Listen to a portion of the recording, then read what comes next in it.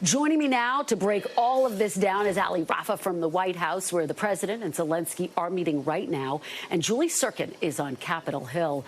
Julie, let me start with you, because obviously we had this urgent plea from President Zelenskyy on Capitol Hill just a year, of course, after addressing a joint session of Congress. Talk us through what happened this time around. What was the reaction to President Zelenskyy?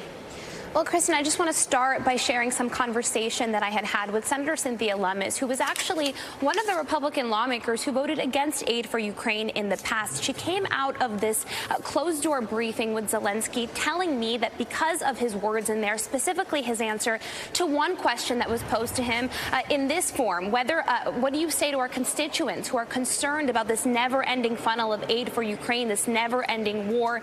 She told me Zelenskyy had his most compelling answer in that entire room. He said, because we will lose the war without the aid. You heard that from Schumer as well. And she told me she is now convinced that we have to stay in Ukraine, that the U.S. has to continue aiding Ukraine militarily and financially. And this is certainly a stark contrast from what we've heard from her and others in the past. Now, certainly there are some Republicans who were not in that meeting, including Senator J.D. Vance, who signed on to that letter to the White House, to the budget director, saying that they will not support additional Ukraine aid.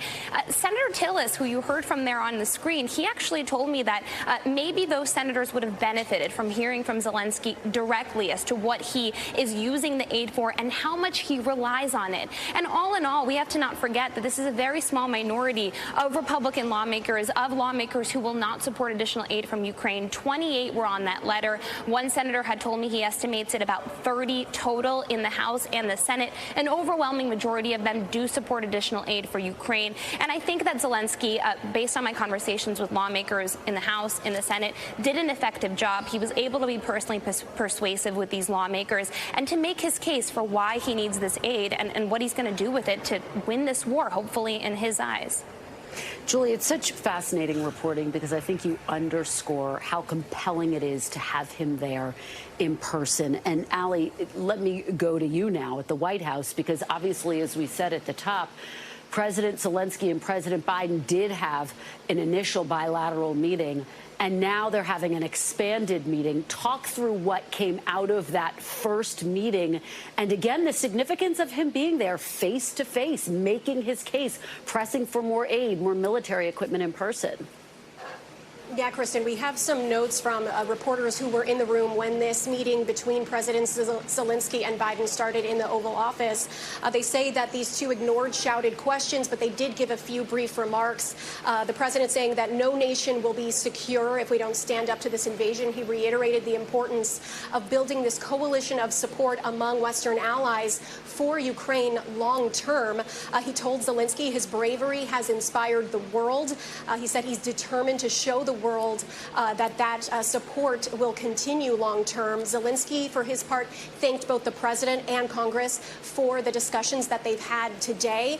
And they said that the pair will discuss weapons with attention on those air defense capabilities. And that's the big focus today. The Ukrainian president trying to go in to this meeting, these meetings today, trying to be able to give a granular level of detail, a battlefield perspective straight from Ukraine's commander-in-chief, to be able to let these officials and specifically the president understand what the country is going through as, you know, it makes progress in its counteroffensive, but also as Russia continues to make progress in how much support it's getting from its allies. You know, we know that Iran has been sending drones to Russia. There are discussions with North Korea over supplying munitions to be able to help them win this war. And so that's the focus that Zelenskyy is going into this meeting with. The question is how the president continues to keep this support fresh in people's minds. As we know, support has been slipping, not just among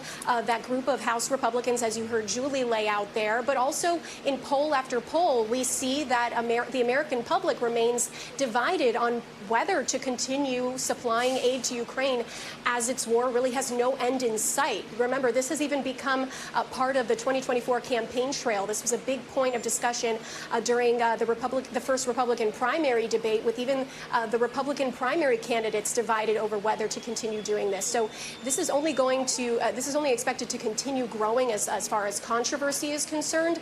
But Zelenskyy hoping to leave today with at least the assurance of that longer-term support. We know that the president is committing to new aid today, $325 million worth, but those longer-range missiles, those bigger munitions, that is something that President Zelenskyy has said Ukraine cannot win this war without.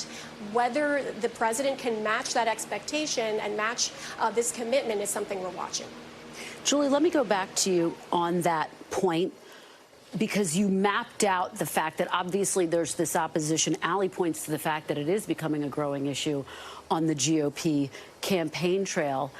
To what extent are there still persuadable Republicans, those holdouts? You said it's not the majority, but there's still that small group of holdouts. And could that hold up the broader spending package? I mean, do you expect this to in any way be a part of any continuing resolution that passes to keep the government open?